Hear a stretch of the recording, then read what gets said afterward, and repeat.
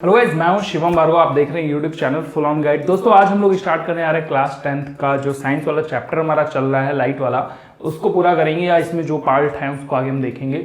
दोस्तों मैंने अभी तक आपको जितनी भी चीजें पढ़ाई हैं उसकी अगर मैं समरी आपको बताऊं तो मैंने आपको उत्तल दर्पण और अवतल दर्पण के बारे में, उनका प्रयोग और उनके सभी प्रकार के आरेख, उनके सभी प्रकार के फॉर्मूले बता दिए हैं। तो अब लाजमी है कि अब हम लोग इसके सवाल भी लगे हाथों लगा डालें, इसके सवाल न्यूमेरिकल लगाने का तरीका सीख लें कि कैसे आप एग्जाम में इनके सवालों को सॉल्व करोगे, कैसे आप जो है उनसे पूरे के पूरे नंबर फाइंड करोगे। अब दोस्तों यहाँ पर जो है फाइंड मैंने बोला गेन करोगे, तो अभी यहाँ पर जो है गेन ग्रैब कुछ भी समझ लो यार, क्यों एक बात को लेकर बैठ जाते हो।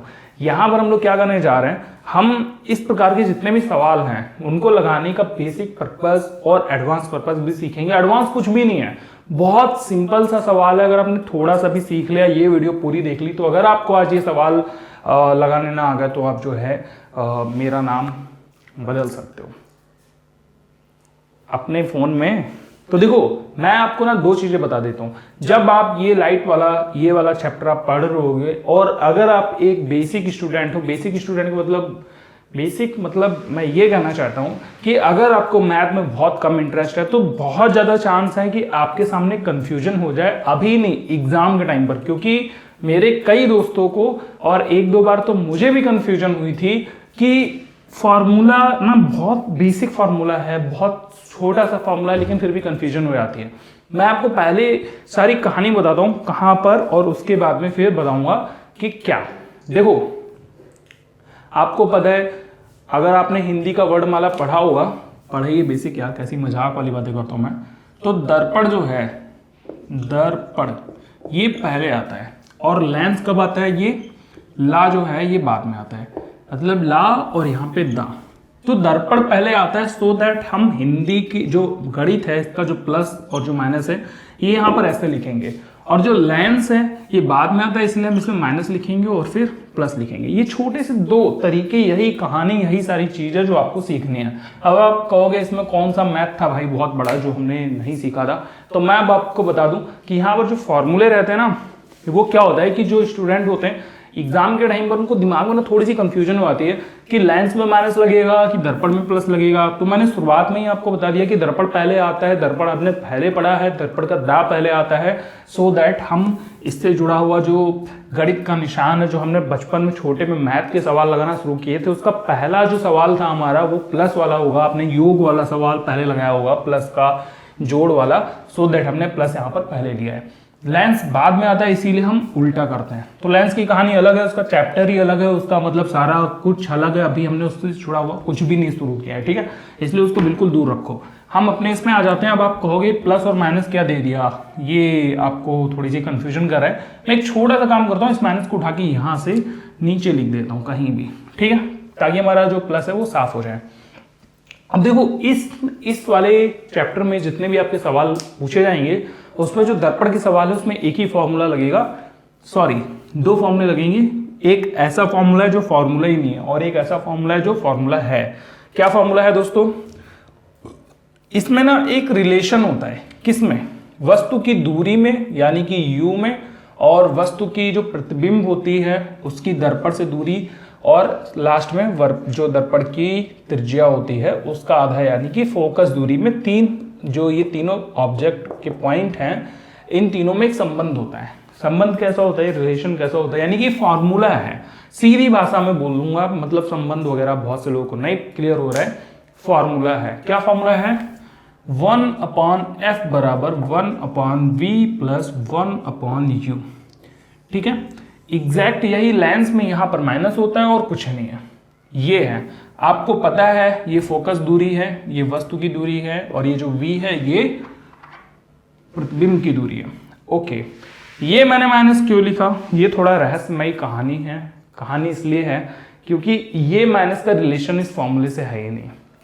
किस चीजों से है, आपने आवर्धन क्षमता तो पढ़ी होगी, नहीं पढ़ी है तो भाई पढ़ लेना बुक में बाद में, लेकिन अभी आप वीडियो देखते रहो। आवर्धन क्षमता क्या होती है, उसको हम लिखते हैं m से। तो m बराबर होता है h डैश अपॉन h, एक छोटा सा फॉर्मूला है, ठीक है। और h डैश अपॉन h को हम लिख सकते हैं माइनस का v अपॉन u।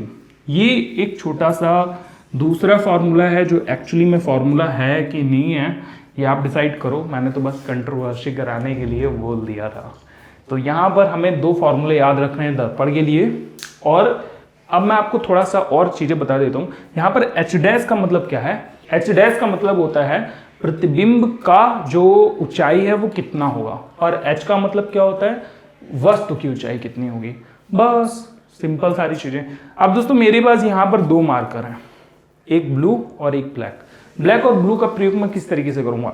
जितना भी जो डाटा है जो आपके उस क्वेश्चन से मैं उठाऊंगा, जो क्वेश्चन में लिखा होता है वो सारा मैं लिखूंगा ब्लैक मार्कर से, और जो मैं खुद से सॉल्व करूंगा, जो मैं आपको सिखाना चाहता हूं, जो भी आपको इन सवालों में सॉल्व करना सीखना है, वो सब कुछ आपको ब्लू से देखने को मिलेगा। तो मैं इसको थोड़ा क्लीन करके आपको सवाल लगाना सिखाता हूं। दोस्तों इस टाइप के सवालों में जितने भी आपके सवाल है उसमें आपसे सिर्फ 2 चीजें पूछी जाएंगी। पहला, स्थिति बता दो, चाहे वो दर्पण की स्थिति हो, चाहे वो प्रतिबिंब की स्थिति हो, चाहे तो वो आपकी वस्तु की स्थिति हो। स्थिति का मतलब होता है पोजीशन, यानी कि दूरी। बहुत सिंपल है, यानी कि राम यहाँ खड़ा है, उसकी मम्मी वहां पर खड़ी है और उसके पापा और थोड़ा दूर खड़े हैं। अब मम्मी ने फेंक के चप्पल मारी तो उसकी इमेज कहाँ बनेगी? बस इतनी छोटी सी यहाँ पर कहानी आपको बतानी है। इमेज का मतलब है, देखो या तो जो राम है उसके गाल पे पड़ेगी। भाई कोई राम एक दुष्ट सा लड़का जो पढ़ाई नहीं कर रहा है, सुबह से शाम तक उसको साइंस सिखाई जा रही है, वो पढ़ नहीं रहा, तो उसकी मम्मी चप्पल तो ऑब्वियसली मारेगी। या फिर वो टिकटॉक में लगा पड़ा होगा, लड़की बन करके, लड़का बन करके, कुछ भी करके, तो उसकी चप्पल उड़ती उड़ती आएगी। तो ये चीज़ मैं यहाँ पर आपको समझाना चाहता हूँ। तो बस आपको इमेज ढूंढनी है, या राम की पोजीशन ढूंढनी है, या फिर उनकी मम्मी की। तो ये तो एक छोटा सा कॉन्सेप्ट हो गया। अब देखते हैं, पोजीशन का मतलब होता है दूरी। जैसे जो सवाल है, तुम्हें भी अभी गिरना था, ठीक है, जो सवाल होगा उसमें ना जैसे ही आपने दर्पण शब्द कहीं पर भी ढूंढा, यानी कि सबसे पहला काम आपको आइडेंटिफाई करना है वो दर्पण के लिए है। ठीक है, आपको क्या आइडेंटिफाई करना है? सवाल दर्पण के लिए है। दर्पण के लिए जैसे ही आपको सवाल पता चलता है कि सवाल दर्पण का है, तो आप ये देखेंगे कि वो उत्तल का है या फिर अवतल दर्पण के लिए। आपको ये 2 चीजें फाइंड करनी है। सबसे पहला काम पूरे सवाल में, जो भी आपको क्वेश्चन कहीं भी लिखा हो, फलाना ढमाका कुछ भी होगा, हम देखेंगे बाद में, उत्तल का है कि अवतल का है। इसके बाद में आपको क्या करना है? इसके बाद में आपको ये देखना है कि किस चीज की स्थिति पूछी गई है। स्थिति का मतलब है, जैसे वो पूछ रहे हैं कि पर्दा कहाँ रखा जाए, पर्दे का जो प्रतिबिंब है वो कहाँ पर बनेगा। ये सारी चीजें एक ही हैं। देखो पर्दा क्या होता है? पर्दा मतलब पर्दे से जुड़े बहुत सारे क्वेश्चन आते हैं। मैं आपको एक छोटी सी स्थिति देता हूँ, यानी एक पोजीशन, एक सिचुएशन बना के देता हूँ ताकि आपको क्लियर हो जाए। मेरा वीडियो बेशक बहुत लंबा, बहुत बोरिंग होता होगा, लेकिन आई थिंक पूरा समझ में आता जरूर होगा जो भी मैं समझाने की कोशिश कर रहा हूँ। बाकी और भी टीचर है जो बहुत अच्छा समझाते हैं, लेकिन मैं अपनी तरीके से पूरी कोशिश कर रहा हूँ कि आपको क्लियर हो जाए। और आप मुझे कमेंट करके उत्साह बढ़ा दिया करो यार कि आपको क्लियर हो रहा है कि नहीं हो रहा है। हमारा दर्पण है ये, ठीक है। अब यहाँ पर हमने कोई एक मोमबत्ती रखी। इस मोमबत्ती को एक जो छोटी सी परछाई है वो देखो यहाँ भी बन रही होगी, यहाँ भी बन रही होगी, यहाँ भी बन रही होगी, यहाँ भी बन रही होगी, हर जगह इसकी जो इमेज है वो बन रही होगी। लेकिन क्या आपको पता है कि वो हर जगह पर एकदम साफ नहीं बनेगी, बहुत धुंधली सी, बहुत गंदली सी, जिसमें दिखेगा ही नहीं कि वो मोमबत्ती है। सो दैट हमको जो पर्दा है, जो फिल्म होगा, जिस चीज पर हमको चाहिए होगा, अब पर्दे की जगह हम अपना मुंह भी ले जा सकते हैं, क्योंकि हम जहां पर अपना मुंह रख देंगे हमारे मुंह पर उसकी जो मोमबत्ती है वो ऐसे बनना शुरू हो जाएगी, दिखाई देने लगेगी। आपने देखा होगा ना टॉर्च मारते हैं, तो वो जो पर्दा है अगर मुंह पर मोमबत्ती दिखोगे तो दिखेगा नहीं। तो इस तरीके का एक बोर्ड, सफेद बोर्ड, पर्दा, कोई फिल्म, थाली, कढ़ाई, मग्घा, जग, कुछ भी उठा के ले जाओ, सब यहाँ पर काम करेगा। तो वो पर्दा मान लेते हैं कुछ इस तरीके का है, ठीक है। ऐसा एक छोटा सा पर्दा है, फिल्म है, वो हम कहां पर रखें तो एकदम साफ क्रिस्टल क्लियर इमेज बने। तो कई बार आपसे ये पूछा जाएगा कि भाई पर्दा कहां रखना है बताओ। कई बार आपसे ये पूछा जाएगा कि सीधा सीधा बता दो प्रतिबिंब कहां पर बनेगा। तो हमें वो वाला प्रतिबिंब चाहिए जो एकदम साफ बने, ठीक है। तो आपको क्या पता करना है? दर्पण। फिर दूसरे नंबर पर आपको ये पता करना है कि हमें किस चीज के बारे में पूछा जा रहा है, किस चीज की स्थिति पूछी जा रही है। अगर पर्दे की स्थिति है तो V, और अगर वस्तु की स्थिति है तो U। तो आप ये फाइंड कर लो कि हमें फाइंड क्या करना है, ठीक है। U फाइंड करना है कि v फाइंड करना है। बहुत ही कम केसों में आपसे जो है f फाइंड करने को या r फाइंड करने को कहा जाएगा। तो ये दो काम हो गए। इसके बाद में दोस्तों जो तीसरा और लगभग सभी सवालों में कॉमन ही होता है वो चीज, वो ये पूछा जाता है आपसे कि प्रकृति यानी कि जो इमेज की फीचर्स होंगी, वो प्रॉपर्टीज होंगी, वो किस तरीके की होंगी। उल्टा होगा, सीधा होगा, वास्तविक होगा, आभासी होगा, फलाना होगा, धमाका होगा। तीन चीज तो होती हैं, उल्टा सीधा, वास्तविक, आभासी और छोटा बड़ा। फलाना धमाका कहाँ से आ गया। तो ये सारी जो चीजें हैं आपको पता करनी है, ठीक है। अब हम लोग एक सवाल देखते हैं, एक नहीं एक्चुअली में कई सवाल दिखाऊंगा मैं आपको, जिसमें हम लोग समझेंगे कि हम सवाल को किस तरीके से सॉल्व करते हैं। तो भी आजा भाई मार्कर, ठीक है। मैं इसको फिर से साफ करता हूं। अब दोस्तों चलते हैं क्वेश्चन की तरफ। क्वेश्चन नंबर 1 कुछ इस प्रकार से कि एक अवतल दर्पण के सामने लगभग 15 सेंटीमीटर की दूरी पर कोई एक वस्तु रखी है जिसकी जो हाइट है वो 4 सेंटीमीटर है। क्या लिखा हुआ है, कोई एक अवतल दर्पण है, इससे 4 सेंटीमीटर की दूरी, मतलब 4 सेंटीमीटर ऊंची एक वस्तु, यानी कि अगर हम इसको नापेंगे तो कितना होगा 4 सेंटीमीटर।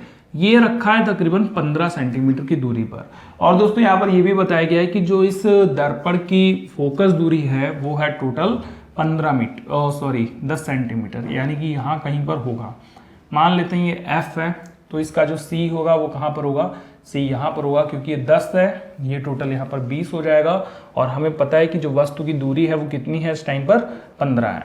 वैसे आपको ये सब कैलकुलेशन करने की जरूरत नहीं है, मैं बस आपको एक तरीके से बता रहा था। आपको क्वेश्चन पढ़ना है, क्वेश्चन पढ़ के सीधा सबसे पहला काम क्या करना है, देखना है दर्पण कैसा है, अवतल। अवतल के लिए हम क्या करेंगे, फोकस दूरी को देखेंगे। अवतल देखते ही हम सबसे पहला चीज नोटिस करेंगे फोकस दूरी। फोकस दूरी हमारी कितनी दे रखी है, फोकस दूरी दे रखी है, जो फोकस दूरी हम क्या करेंगे F से लिखेंगे। फोकस दूरी हमारी कितनी दी हुई है 10, लेकिन दर्पण कैसा है, अवतल। सो दैट आपको क्या करना है, माइनस का 10 सेंटीमीटर लिखना है। F हमारा कितना होगा, -10 सेंटीमीटर। आई थिंक आपको समझ में आ गया होगा। यही चीज अगर उत्तल होती तो यहां पर हम क्या कर देते, प्लस कर देते। ओके, अब हमें दोस्तों यहां पर क्या करना है, अगला जो पॉइंट है हमें ये नोटिस करना है कि वस्तु कितनी दूरी पर रखी हुई है। बताया मैंने कि दर्पण से तकरीबन 15 सेंटीमीटर की दूरी पर जो है वस्तु रखी हुई है। तो हमें पता है वस्तु की जो दूरी होती है, हम इसको किससे लिखते हैं, वस्तु की दूरी जो है वो लिखी जाती है U से। कितना है U, 15 सेंटीमीटर। अब कोई मेरे से पूछेगा कि भाई ये माइनस का क्यों लिखा, तो मैंने पुरानी वीडियोस में बताया, सो दैट मैं आपको नहीं बताऊंगा कि ये माइनस का क्यों लिखा। आप मुझे कमेंट करके बताओ कि जो दूरी है वो मैंने माइनस का क्यों लिखा। अब मुझसे क्या पूछा जा रहा है, प्रतिबिंब की स्थिति, यानी कि प्रतिबिंब की दूरी आपसे पूछी जा रही है दर्पण से, कि इसका जो प्रतिबिंब है वो किस जगह पर एकदम एग्जैक्ट साफ साफ बनेगा। अगर आपने वो आरेख बनाए होंगे सारे, तो आप इसका ना ऐसे ही अंदाजा लगा के बता सकते हो। आपने वो सारे आरेख बनाना सीखे होंगे, क्योंकि मैंने आपको सिखाया है कि C और F के बीच में ये वस्तु रखी हुई है, एक ऐसे हम लाइन खींचेंगे, ड्रॉ करेंगे, अपना हम तरीका निकाल लेंगे, और हम जो फॉर्मूले आरेख वाले थे वो भी हम यहाँ पे सॉल्व करके अंदाजा मार सकते हैं।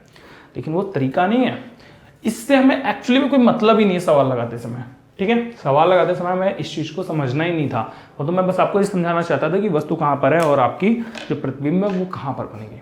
तो हमारे पास 3 डाटा आ गए ये, और एक चौथा जो डाटा है वो रहना बाकी है। वो सॉरी मैं लिख देता हूँ यहाँ पर। इन्होंने बताया कि जो वस्तु की ऊंचाई है वो कितनी है, यहाँ पे ऊंचाई लिख देता हूँ मैं, ये है h जो है वो आपका 4 सेंटीमीटर। अब हमें जो है पहली चीज फाइंड करनी है वस्तु की प्रतिबिंब जो बनेगी उसकी दूरी। प्रतिबिंब फाइंड करने का जो फॉर्मूला है भैया वो वही है 1/f बराबर 1/v प्लस 1/u। मैथमेटिक्स अगर आप जानते हैं तो आपको पता होगा ये जो 1/u है इसको हम इधर लेंगे, क्योंकि हमें v वाला टर्म फाइंड करना है। तो क्या होगा कि 1/f प्लस 1, सॉरी ये जो प्लस का था ये इधर इसमें किसमें आएगा, माइनस में, 1/u आ जाएगा इधर, और यहाँ पर हमारा क्या रह जाएगा 1/v।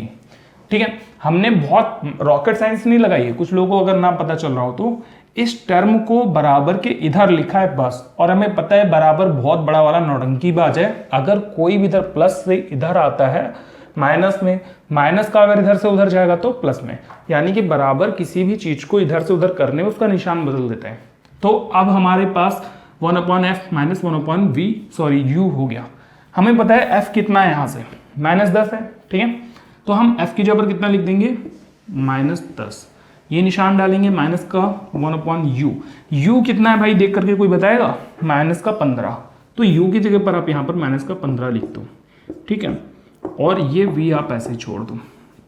थोड़ा सा अजीब लग रहा है तो हम क्या करेंगे, इसको यहाँ लिख देंगे, इसको इधर लिख देंगे, कुछ नहीं करने आ रहा है, 1/v बराबर, लेकिन इसको इधर लिखेंगे तो एक लाइन हम बचा लेते हैं। कौन सी लाइन बचाएंगे कि इसको हम सॉल्व करके लिख दे रहे हैं, बिना सॉल्व करे लिख लो चाहे सॉल्व करके लिख लो, तो आपके ऊपर। मैं बस समझाना चाहता हूँ जिनको समझ नहीं आ रहा होगा। आई नो कि आप बहुत तेज बच्चे हो, लेकिन फिर भी जो नहीं समझते उनके लिए बता रहा हूँ। अब देखो ये माइनस और ये माइनस, अब इस माइनस माइनस को काट पीट करके यहाँ पर क्या बन जाएगा भाई, ये प्लस का हो जाएगा। कुछ लोगों को पल्ले ना पड़ रहा हो कि माइनस माइनस कैसे प्लस बनेगा, तो गुणे -1 जब हम करेंगे तो क्या होगा, नीचे का तो प्लस हो जाएगा 15, ऊपर वाला माइनस हो जाएगा, और माइनस माइनस मिल करके क्या हो जाएंगे, प्लस के हो जाएंगे। इसलिए मैं इस चीज को इतना मिटाल दे रहा हूं जो मैंने अभी एक्स्ट्रा लिख दिया, -1, ठीक है। आपको बस ये समझना है कि ये जो निशान है वो हो गया प्लस का, तो मैं यहां से ये लिख दे रहा हूं 1/-10, ये जो माइनस था ऊपर चला गया, और ये प्लस का 1/15। अब बहुत से लोगों को शायद ना समझ में आ रहा हो, लेकिन नहीं आ रहा तो आप मेरे को बताओ, मैं और बता दूंगा। इसका एलसीएम लेंगे 10 और 15 का आएगा 30, तो 3 से मल्टीप्लाई यहाँ पर कर देंगे, ठीक है। ओह सॉरी, लिखने में दिक्कत हो रही थोड़ी सी। और 3 से मल्टीप्लाई ऊपर कर देंगे, यहाँ पर कर देंगे 2 से, और यहाँ पर कर देंगे 2 से। 1/v बराबर क्या हो जाएगा, ये हो जाएगा -3/30, और ये हो जाएगा आपका 2 एकम 2 बटे में 15 दूनी 30। अब बहुत छोटा सा तरीका है जो आपको ऐसे ही पता होगा, वो तरीका ये है कि आपने किसी से 3 रुपए उधार कर रखे हैं और आप उसको सिर्फ 2 रुपए दे रहे हैं, तो जाहिर सी बात है कि 1 रुपए उधारी अभी भी रह जाएगी। उधारी इसलिए माइनस में फिर से लिख देंगे। अब क्या होगा, हम इसको पलट देंगे, जो ये पलटेगा तो ये भी पलटेगा, है ना। तो v पलट गया तो ये भी पलट गया, यानी कि जो वस्तु की जो प्रतिबिंब की जो इमेज होगी वो -30 पर जाकर के बनेगी। -30 का मतलब जो आरेख है उसके अकॉर्डिंग ये जो प्रतिबिंब है वो बिल्कुल एग्जैक्ट दूरी कितनी ले लेगी, -30 सेंटीमीटर, यानी कि इधर साइड में 30 सेंटीमीटर दूर पर बनेगी। तो हमने इसका आंसर निकाल लिया, कितना आ रहा है यहाँ पर, -30 सेंटीमीटर आ रहा है। अब दोस्तों यहाँ पर आपको क्या करना है, प्रतिबिंब की प्रकृति बतानी है, और ये बहुत बड़ा टॉपिक है कि लोग यहाँ पर अक्सर गलती कर जाते हैं, उनको समझ में ही नहीं आता कि प्रतिबिंब का प्रकृति हम कैसे बताएं। तो सिंपल सी बात है कि भाई आपका जो v आया है वो माइनस में है कि प्लस में, आप ये बताओ। जो v आया है ये माइनस में है कि प्लस में।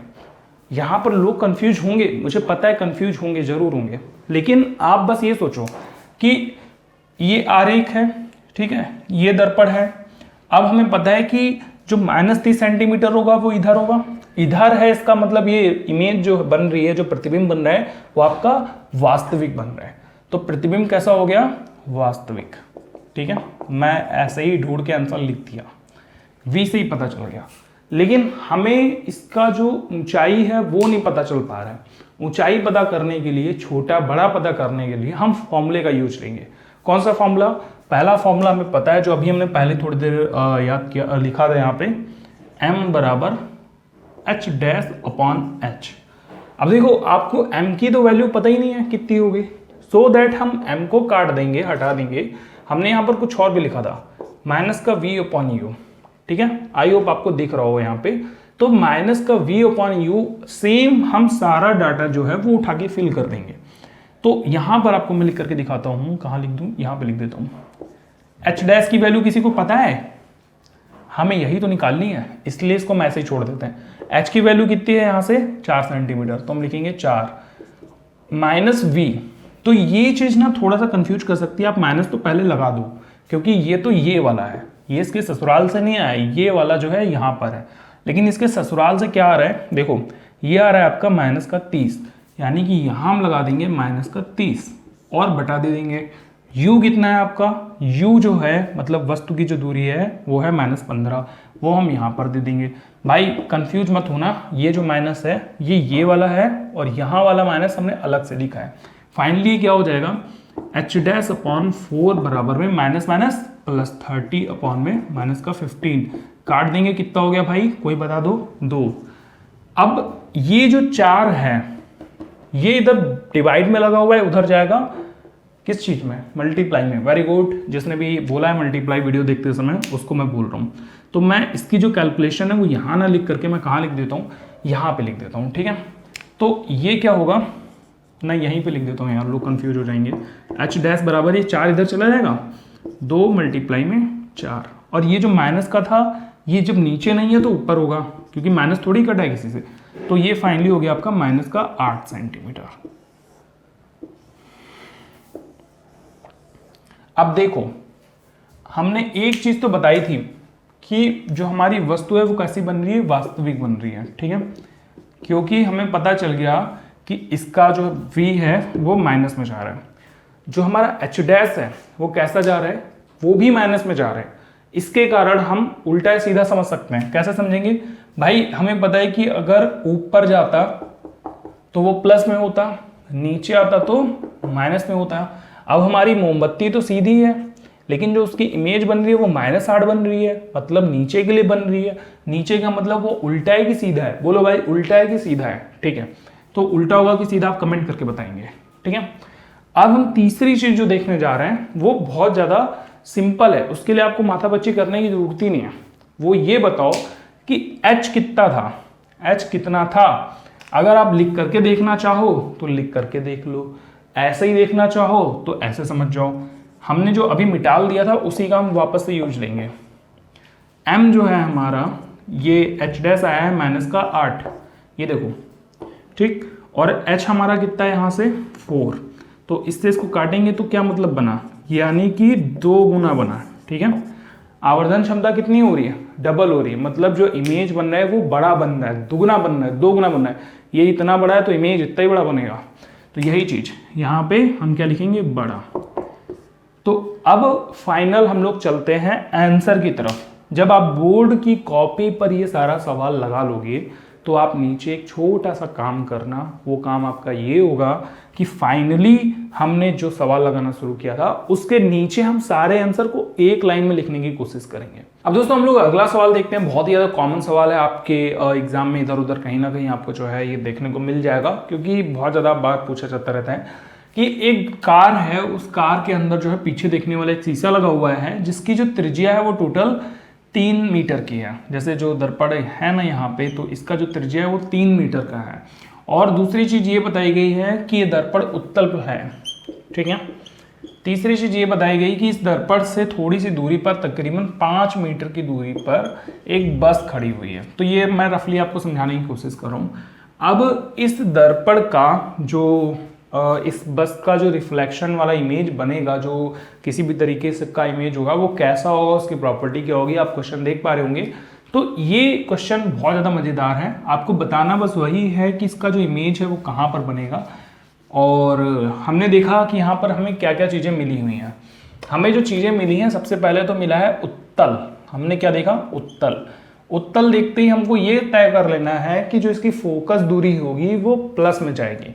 तो भाई यहाँ पर इन्होंने इसकी त्रिज्या बताई है, उत्तल दर्पण की त्रिज्या जो है वो है टोटल 3 मीटर। तो इसका जो फोकस दूरी होगा वो कितना होगा, कोई ज्ञानी बताए मुझको। Very good. हमने यहाँ पर ध्यान से देखिए, मैंने प्लस का निशान लगाया नहीं है, क्योंकि प्लस का निशान लगाया ही नहीं जाता है, ठीक है। अगर माइनस ये अवतल होता तो माइनस जरूर लगा देता। अब ये फोकस लिख गया, कोई यार बताते भी नहीं तुम लोग, फोकस, ठीक है। अब इन्होंने ये बताया है कि जो वस्तु है, यानी कि जो बस है, वो इस कार से 5 मीटर की दूरी पर खड़ी है।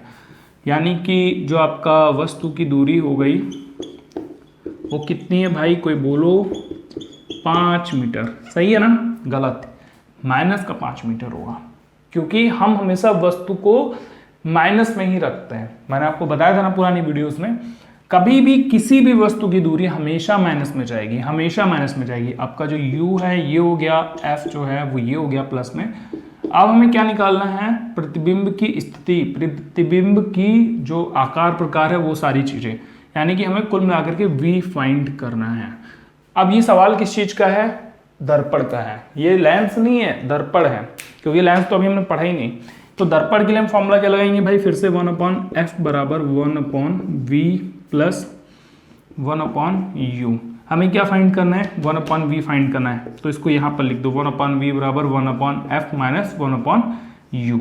ओके सारी जो वैल्यूज़ हैं वो हम लोग फटाफट से फाइंड इसमें पुटअप कर देते हैं। तो वैल्यूज़ क्या बन जाएंगी, देखो 1/v बराबर 1/f। f की वैल्यू कितनी है 1.5 है, 1.5 माइनस 1/u। 1/u की वैल्यू भाई देखो यहाँ से u की वैल्यू कितनी है u माइनस का 5, तो ये हो जाएगा 1/-5। अब बहुत से लोग यहाँ पर कंफ्यूज हो जाते होंगे कि नीचे पॉइंट लगा है। अगर आप मैथ में तेज नहीं हो तो भाई आपको बहुत सिंपल सा तरीका बता देता हूँ कि हमें क्या करना होता है, ऊपर पॉइंट हो या नीचे पॉइंट हो उसको कट करने के लिए उसको ऐसे काट दो, पॉइंट हटा दो, लेकिन अगली लाइन में, और ये देखो कि उसके बाद में कितने डिजिट है। तो यहाँ पर एक ही डिजिट है तो एक जीरो बढ़ा देंगे, मान लो यहाँ पर कुछ और लिखा होता तो एक और जीरो बढ़ा देते, ये हो गया। और ये हो गया आपका यहाँ पर 1/5, तो ये हो गया आपका 1/v बराबर 10/15 माइनस और माइनस मिलके हो गया प्लस 1/5। 5 और 15 का भाई एलसीएम कोई निकाल लो, अगर आपको नहीं पता तो ऐसे एलसीएम निकाल लेंगे। ये आ जाएगा आपका 15 लाने के लिए हम गुणा करेंगे यहाँ पर 3 से, यहाँ भी 3 से, तो ये हो गया 10/15 और ये हो गया आपका 3/15। फाइनली हो गया ये आपका तकरीबन 13/15। और अगर आप इसको पलट दोगे तो ये हो जाएगा 15/13, क्योंकि मैंने v को भी पलटा ना, 1/v लिखा था उसको केवल v कर दिया, मतलब इसको जस्ट ऐसे पलट दिया, तो इस नंबर को भी पलट दिया। जब आप इसको भाग करोगे तो भाई भाग करने पर कितना आ जाएगा, देखो कैसे भाग करते हैं, जो ऊपर वाला नंबर है वो अंदर लिखते हैं, जो नीचे वाला नंबर होता है वो बाहर लिखते हैं कहीं भी, और इसी तरीके से भाग करते हैं। तो 13 एकम 13 बचा यहाँ पर तकरीबन 2 लगाया, 0 बढ़ाया 0 हो गया 20, तो 13 एकम 13 बचा यहाँ पर 7, बढ़ा देंगे 1 पॉइंट हो जाएगा 13×5 70, और सॉरी 13×5 65, बचेंगे हमारे पास 5, एक और 0 बढ़ाएंगे 13 चौको 52, लगभग 1.15 आ रहा है, v बराबर 1.15 मीटर। कोई भाई ये बताओ कि ये जो v है ये आपका प्लस में जाएगा कि माइनस में जाएगा। अगर आपने देखा ढंग से तो आपको पता है कि ये तो प्लस में जा रहा है। प्लस में जाने के कारण हमें देखो क्या क्या पता चल पाएगा।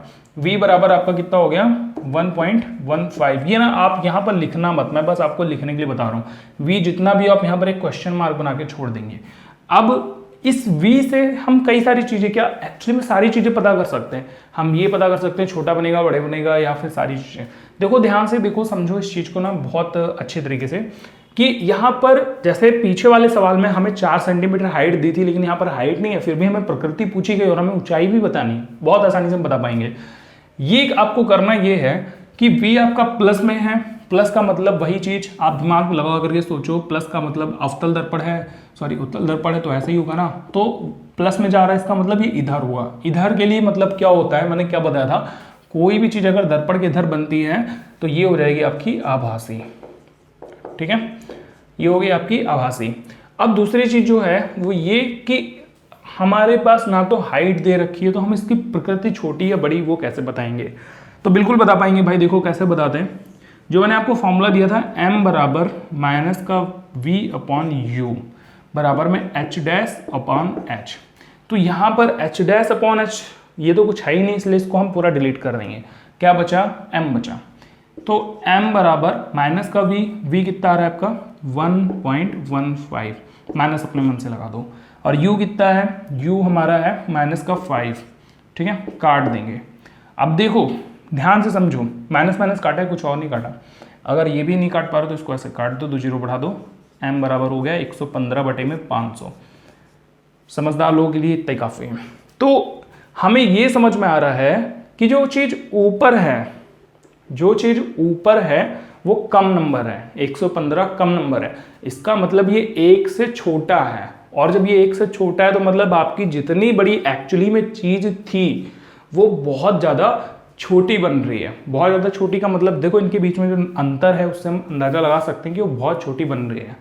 तो छोटी बनने के कारण यहाँ पर क्या होगा कि जो वस्तु की जो प्रतिबिंब की इमेज, मतलब प्रतिबिंब की प्रकृति है वो कैसी हो गई, छोटी हो गई। ओके, अब यहाँ पर हमें एक और फाइनली बात देखनी है कि आपका m जो है ये प्लस में आ रहा है कि माइनस में आ रहा है। हाँ, आपको यही चीज निकालनी होती है। जब हमने पहले वाले में देखा था h'/h देख लिया, माइनस h पता चल गया कि h हमारा माइनस में आ रहा है, तुमने उल्टा तो लिख दिया था। लेकिन यहाँ पर जो m' है, मतलब जो m' बोल रहा हूँ यार, जो m है, अगर ये माइनस में होता तो हम उल्टी लिखते, और अगर ये प्लस में आया है तो हम सीधी लिखेंगे। तो ये आपका जो है वस्तु जो है आपका सीधी होगा, सॉरी जो प्रतिबिंब होगा वो सीधा होगा। मैं ना बीच बीच में एक दो छोटी मोटी गलती करके सॉरी बोल देता हूँ, तो अगर सॉरी बोल करके आपको कुछ बताता हूँ तो दूसरा वाला शब्द जरूर ध्यान से सुनना, क्योंकि लाइव पढ़ाते समय या फिर ऐसे पढ़ाते समय ना कई बार कन्फ्यूजन हो जाती है, और जबकि वैसे पढ़ाने का तो बहुत अच्छा एक्सपीरियंस हो चुका है, लेकिन ऐसे पढ़ाने में बहुत ज़्यादा मैं नर्वस फील करने लगता हूँ। सो दैट यहाँ पर कई चीज़ें जो हैं जैसे कुछ भी बोलता रहता हूँ, दिमाग कहीं और चला जाता है, बोलता कुछ और रहता हूँ, इसीलिए गलतियाँ होती हैं। आई होप आपको किसी भी प्रकार के इस प्रकार के जितने भी सवाल हैं वो सॉल्व करने में बहुत मदद मिली होगी। अब इसके बाद में जो अगली वीडियो आएगी उसमें हम पढ़ेंगे लेंस के बारे में, और फिर हम पढ़ेंगे अपवर्तन के बारे में, अपवर्तनांक के बारे में। बस इस चैप्टर में 3 ही चीजें पढ़नी थी, पहला दर्पण, दूसरा लेंस और तीसरा अपवर्तन। यानी कि देखो परावर्तन हो रहा है, ये परावर्तन के कारण इमेज बन रही, वो तो हमें सबको पता है, लेकिन अपवर्तन भी थोड़ा सा पढ़ेंगे, इंपॉर्टेंट है। फिर हम थोड़ा बहुत इनके यूज भी पढ़ लेंगे, उसके लिए भी वीडियो आती रहेंगी।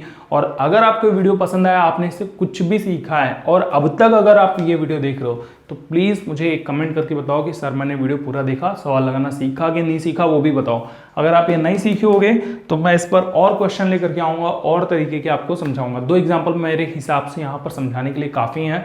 और हाँ, एक और चीज़ बहुत इंपॉर्टेंट कि इससे रिलेटेड जितने भी क्वेश्चन है ना, वो मैं लाइव आकर के आपको एक बार सबको समझाने की कोशिश करूंगा। वही डेस्कटॉप पे लाइव आऊँगा, हालांकि बहुत दिन से कोशिश कर रहा हूँ आने की, आ नहीं पा रहा हूँ, बट इस चैप्टर के खत्म होने पर लाइव जरूर आऊँगा। ठीक है, तो आपको सारे जितने भी क्वेश्चन होंगे 2-3 घंटे बैठाल के अच्छे से समझा दूंगा।